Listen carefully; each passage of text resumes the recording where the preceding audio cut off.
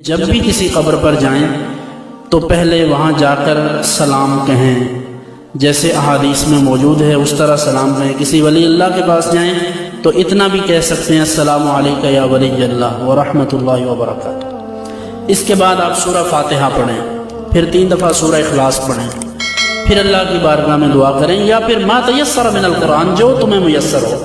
یعنی کسی کو 4 سورتیں آتی ہیں، 4 پڑھ لے، زیادہ قرآن پڑھنا چاہتا ہے زیادہ پڑھ لے، جتنی ہمت توفیق ہے، جتنا وقت ہے اس مناسبت سے، لیکن کم سے کم سورہ فاتحہ 1 دفعہ اور 3 دفعہ سورہ اخلاص، یہ تو 2-3 منٹ میں آسانی سے پڑھ سکتے ہیں۔ تو وہاں جا کر فاتحہ شریف مناسب طریقے سے پڑھی جائے، پھر اللہ کی بارگاہ میں دعا کی جائے، وہی ترتیب دعا کی کہ سب سے پہلے یعنی یوں دعا کرنی چاہیے کہ اے اللہ جو میں نے پڑھا ہے اس پر جو تو نے ثواب عطا فرمایا اپنے فضل سے۔ اب یہ تو اللہ کو پتہ ہے نا کہ اس نے کتنا ثواب عطا فرمایا، یا عطا فرمایا بھی ہے کہ نہیں، یہ تو وہی جانتا ہے۔ اس لیے یوں عرض کرے کہ اے اللہ جو میں نے پڑھا ہے اس میں کمی کوتاہی ہے تو معاف فرما دے، اور جو تو نے اس کا ثواب مجھے دیا ہے میں حضور علیہ الصلوۃ والسلام کی بارگاہ میں ہدیہ پیش کرتا ہوں۔ ٹھیک ہے، یہ سب سے پہلا طریقہ یہ ہے۔ اور اس کے بعد پھر یوں دعا کریں کہ اللہ حضور کے وسیلہ سے یا توسل سے سارے نبیوں کو اس کا ثواب عطا فرما، پھر حضور کے والدین، پھر حضور کے اہل بیت اطہار، پھر آپ کے خلفائے راشدین، پھر دیگر صحابہ اور دیگر اہل بیت اطہار، سب کو اسی طرح درجہ بدرجہ، خلق سے اولیاء، اولیاء سے رسول، اور رسولوں سے اعلیٰ ہمارا نبی۔ یہ وہ ترتیب ہے جو اعلیٰ حضرت نے بھی اپنے شعر میں کی ہے۔ تو یہ اولیاء کرام کے بعد پھر تبع تابعین ہیں، پھر اس سے اوپر تابعین ہیں، پھر ان سے اوپر صحابہ اور اہل بیت ہیں، پھر حضور علیہ السلام کی ذات گرامی یا دیگر انبیاء۔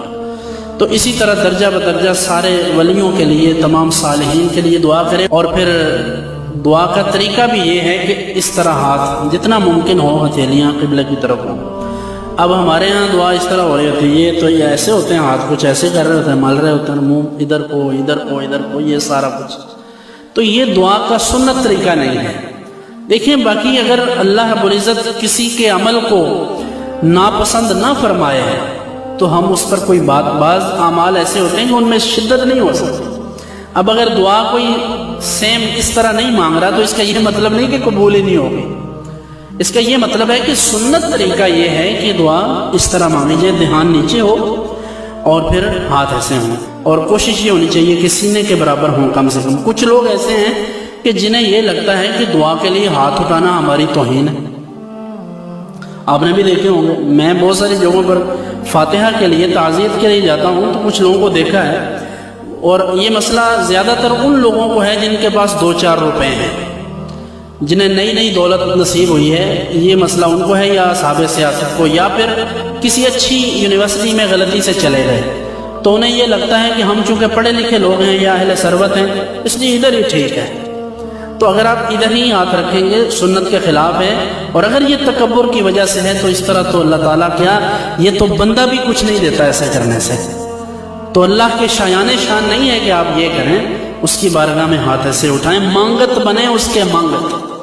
اس کی بارگاہ میں اگر بیکاری نہیں بنیں گے تو ساری دنیا سے مانگتے پھریں گے، اس لیے اس بارگاہ سے تو مانگیں، وہاں سے مانگنا اعزاز کی بات ہے۔ اور ہم کیوں نہ مانگیں کہ حضور انور صلی اللہ علیہ وسلم نے مانگا ہے، اور حضور نے ہمیں مانگنے کا طریقہ عطا فرمایا ہے۔ اس لیے اللہ کی بارگاہ میں اس طرح دعا مانگنے میں کوئی حرج نہیں، اس میں عزت ہے، اور اسی طرح ہمیں سب کچھ ملے گا۔ تو جب دعا مانگیں تو یہ انداز ہونا چاہیے، اور طریقہ کار وہ ہے جو میں نے آپ کی خدمت میں عرض کیا ہے۔ اچھی بات دوسروں تک پہنچانا صدقہ جاریہ ہے۔ ویڈیو زیادہ سے زیادہ شیئر کیجیے۔